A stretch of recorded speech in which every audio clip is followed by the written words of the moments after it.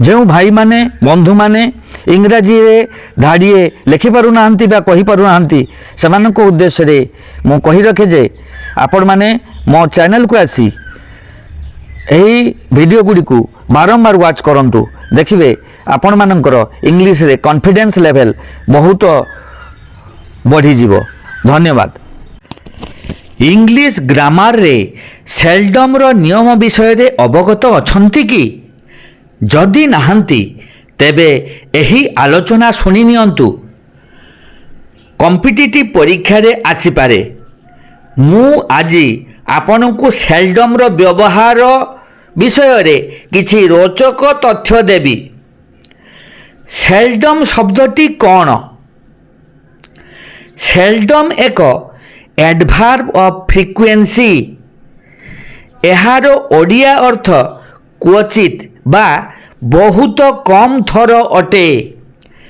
ताहार निजर नेगेटिव माने अछि। आमे ताहाकु नावाचक वाक्य पाई व्यवहार करिथाउ। सेल्डम व्यवहृत हेले वाक्य को साधारणतः सिंपल प्रेजेंट रे रखिबाकू हुए। अन्य टेंस रे मध्य एहा व्यवहृत होई पारे। एहाकू इंट्रोगेटिव सेंटेंस रे व्यवहार करा जाए नाही। आसंतु उदाहरण गुड़िक उपरे आखि पकाई नेबा। सत लोक माने क्वचित दुख पाती। ऑनेस्ट पीपल सेल्डम सफर। परिश्रमी लोक माने क्वचित अभाव रे पड़ती। Labours people seldom fall in want. आमे क्वचित झगड़ा करू।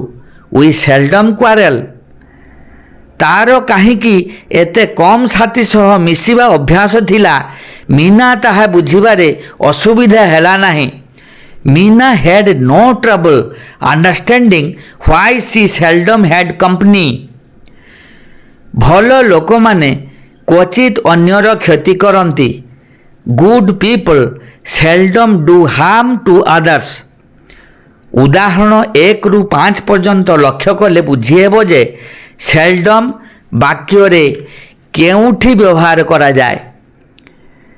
एहाकू सब्जेक्ट रो ठीक परे और भार्ब रो ठीक पूर्वरु व्यवहार करा जाए। ताहले बंधुगण सेल्डम रो व्यवहार आपण माने बुझीगले।